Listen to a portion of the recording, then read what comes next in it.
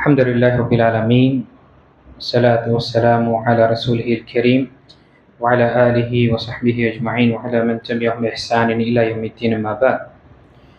باب تكبير المسافر إذا صعد الثنايا وشبهها وتسبيحه إذا هبط في الأودية ونحوها. وعن جابر بن عبد الله رضي الله عنه قال: كنا إذا صعدنا كبرنا وإذا نزلنا سبحنا. رواه البخاري. கணித்துக்குரிய அல்லாஹ் நடிகார்களே, இன்று நாம் பார்க்கக்கூடிய புதிய தலைப்பு 171 பாடம். பயணத்தின் போது மேடான பகுதிகளில் கடந்தால் தக்பீரை கூறுவது, பள்ளத்தாக்கை கடந்தால் தஸ்பீ கூறுவது, தக்பீர் கூறும்போது குரலை உயர்த்தாமல் இருப்பது. இங்கு நாம் தொடர்ச்சியாக பயணத்துடைய ஆதாபங்களை பற்றி பார்த்து கொண்டு வருகின்றோம். இந்த அமர்வில் ஹதீஸ், புகாரில் வரக்கூடிய ஹதீஸ், ஜாபிர் ரலியல்லாஹு அவர் அறிவிக்கின்றார்கள், நாங்கள் பயணத்தில் மேடான இடங்களில் ஏறினால் தக்பீர் அல்லாஹ் அக்பர் கூறுபவர்களாகவும், பள்ளமான இடங்களில் இறங்கும் போது தஸ்பீ சுப்ஹான் அல்லாஹ் கூறுபவர்களாகவும் இருந்தோம் என்று கூறினார்கள். இது புகாரில் வரக்கூடிய ஹதீஸ். நபி ஸல்லல்லாஹு அலைஹி வஸல்லமும் அதை அடுத்த ஹதீஸ், நபி ஸல்லல்லாஹு அலைஹி வஸல்லம் ஒரு போருக்காக கிளம்பிய ஒரு பயணம் மேற்கொள்ளும் பொழுது அங்கு மேடான பள்ளங்கள் வரும் பொழுது நபி ஸல்லல்லாஹு அலைஹி வஸல்லம் அங்கு கப்பர் அவர்கள் தக்பீரை முழங்குவார்கள். அதே போல பள்ளத்தாக்கில் இறங்கும் பொழுது சப்பஹு அவர்கள் சஹாபாக்கள் நபி ஸல்லல்லாஹு அலைஹி வஸல்லம் தஸ்பீ சுப்ஹான் அல்லாஹ் என்று கூறுவார்கள். இதுவும் ஒரு ஆதாபு. நம் பயணத்தில் செல்லும் பொழுது நாம் அந்த பயணம் வாகனமாக இருக்கட்டும், இரு வாகனம், மூன்று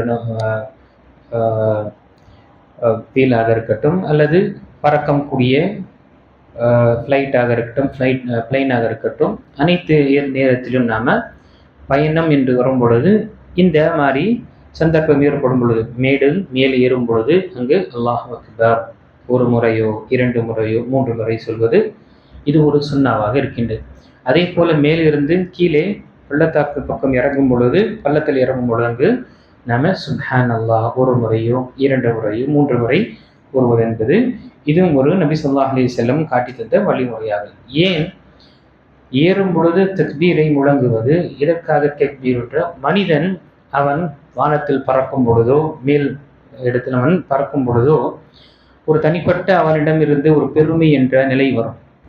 அவன் மற்றவர்களை கீழே இருக்கக்கூடியவர்களை பார்க்கும் பொழுது தன்னை ஒரு உயர்ந்தவனாக அல்லது ஒரு பெருமை என்று வரக்கூடிய நிலையில் அல்லாஹ் அக்பர் என்று அந்த வார்த்தையை சொல்லும் பொழுது அவனை விட ஆற்றல் மிக்கவன் அல்லாஹ் ரப்புல் ஆலமீன், அவன் மிக பெரியவனாக இருக்கின்றான், மகத்தாவனாக இருக்கின்றான் என்ற அந்த வார்த்தை அவனுக்கு அந்த ஆணவமோ அல்லது பெருமை இருந்து அவனை இறக்கும். அதே போல கீழே இறங்கும் பொழுதும் என்ன? சப்பிஹோ தஸ்பீ சுப்ஹான் அல்லாஹ், அல்லாஹ் பரிசுத்தமானவன்.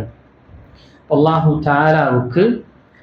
தஆலா அவன் அர்ஷில் இறைந்த நிலையிலே அனைத்து படைப்பினங்களுடைய நிலையையும் அறியக்கூடியவனாக இருக்கின்றான் என்ற விஷயத்தை அவனுக்கு எல்லா விஷயத்திலும் அவன் பரிசுத்தமானவனாக இருக்கின்றான் என்று இங்கு இந்த தஸ்பீஹை முழங்கக்கூடியவர்களாக இருக்கின்றான். இப்போ ஒரு கேள்வி வரலாம், என்ன?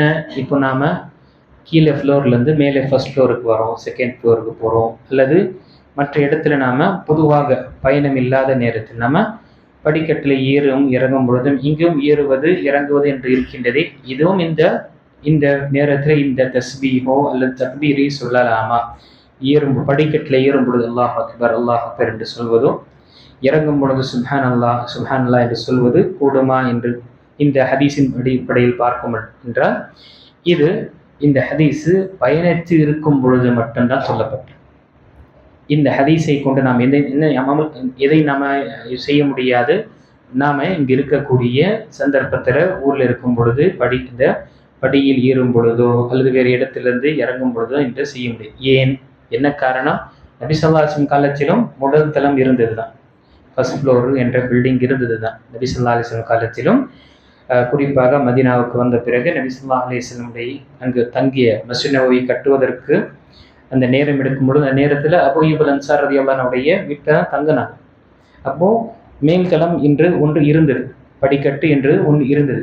இப்போ அங்கு எங்குமே நபி ஸல்லல்லாஹு அலைஹி வஸல்லம் காலத்திலோ அவங்களுடைய வாழ்க்கையிலேயோ அல்லது சஹாபாக்களோ இப்படி நம்ம படிக்கட்டில் ஏறும் பொழுது அல்லாஹ் அக்பர் என்று சொல்லக்கூடியவர்களாகவோ அல்லது இறங்கும் பொழுது தஸ்பீ சுபான் அல்லாஹ் சொல்லக்கூடியவர்களாகவோ என்று எங்குமே கிடையாது. அப்போ இந்த துஆ அல்லது இந்த தஸ்பீ திக்ரி எப்பொழுது நாம் பயணத்தில் இருக்கும் பொழுது, மேடு மற்றும் பள்ளத்தில் இருக்கும் பொழுது இது செய்யக்கூடியதாக இருக்கின்றது. அதே போல ஃப்ளைட்டில் நாம் இருக்கும் பொழுது அங்கேயும் என்ன இதை சொல்லலாம். பயணம் நம்ம ட்ராவலிங்கில் இருக்கும் பொழுது சாதாரண நேரத்தில் இதை நாம் என்ன செய்ய முடியாது, இதை அப்ளை செய்ய முடியாது. ஆனால் சிலர் என்ன இருந்தாலும் சரி ஏறுறது இறங்குறது என்று இவங்க இந்த ஹதீஸின் மூலமாக சிலர் கூறுகின்றனர். ஆனால் உண்மையாக பார்க்கும் பொழுது அப்படி எடுத்துக்கொள்ள முடியும். ஏன் எடுத்துக்கொள்ள முடியாது? ஏன்னா நபி ஸல்லல்லாஹு அலைஹி வஸல்லம் காலத்தில் அவங்களுக்கும் படி இருந்தது, முதல் தளம் என்று ஃபர்ஸ்ட் ஃப்ளோர் என்று இருந்தது. அங்கு எங்குமே நபி ஸல்லல்லாஹு அலைஹி வஸல்லம் வாழ்க்கையில் படிக்கட்டில் ஏறும் பொழுது தஸ்பீஸ் அவர்கள் தக்பீரை கூறுவார்கள், இறங்கும் பொழுது தஸ்பீஹை சொல்லுவார்கள் என்று எங்குமே இல்லை. இப்போ இபாதத் என்பது என்ன, வணக்க வழிபாடு என்பது என்ன, தவக்குஃப் நாம எதுவுமே செய்ய முடியாது. எதுவரை நமக்கு இது செய்யுங்க என்ற நமக்கு ஆதாரம் வரவில்லையோ. இதற்கு முன்னால் நான் தெரியப்படுத்தியிருப்பேன், நம்முடைய உலக சார்ந்த விஷயங்கள் அனைத்துமே என்ன நாம் பயன்பாட்டிற்கு கொள்ளலாம். உடுத்துவதோ உண்ணுவதோ பருகுவதோ பயன்படுத்திக் கொள்வதோ இந்த உலக ரீதியான விஷயங்கள் அனைத்துமே என்ன பெர்மிசிபிள் அனுமதிக்கப்பட்டது. எதுவரை இது தடை என்று வரவில்லை. இப்போ இது தடை என்று தான் நாம் எடுத்துக்கொள்ள முடியாது. இது என்ன உலக ரீதியான விஷயம்.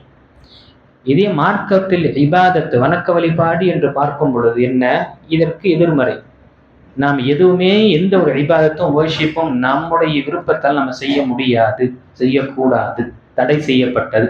எதுவரை அல்லாஹ் இதை செய்யுங்கள் என்று குர்ஆனிலோ அல்லது நபி ஸல்லல்லாஹு அலைஹி வஸல்லம் உடைய மூலமாகவோ நமக்கு தெரிவிக்கவில்லையோ அதுவரை நாம் என்ன செய்ய முடியாது, ஒரு இபாதத்தை நாம செய்ய முடியாது. அது நாம செஞ்சதான் என்ன ஆகுது, அது பித்அத் என்ற நிலையில் போய் சேரும். இப்போ இங்கு இந்த ஹதீஸின் அடிப்படையிலும் என்ன பயணத்தில் இருக்கும் பொழுது இந்த விஷயத்தை நம்ம சொல்வது இது சுன்னத்தாக இருக்கின்றது. இதை நாம் பேண வேண்டும். இரண்டால் மனிதன் எவ்வளவாக இருக்கட்டும் அல்லாஹுடைய திக்ர் அவனுடைய பயணத்தில் ஒரு பகுதி அவன் எப்பொழுதும் இருந்து கொண்டிருக்க வேண்டும் என்று பார்ப்போம். இன்ஷா அல்லாஹ் பயணத்தில் துஆக்கள் கேட்கலாமா, நம்முடைய தேவைகள் நம்முடைய பிரார்த்தனைகள் எல்லாம் முறையிடலாமா என்று இன்ஷா அல்லாஹ் நாளை அமர்வில் நாம அடுத்த தலைப்பில் நாம் பார்க்கலாம்.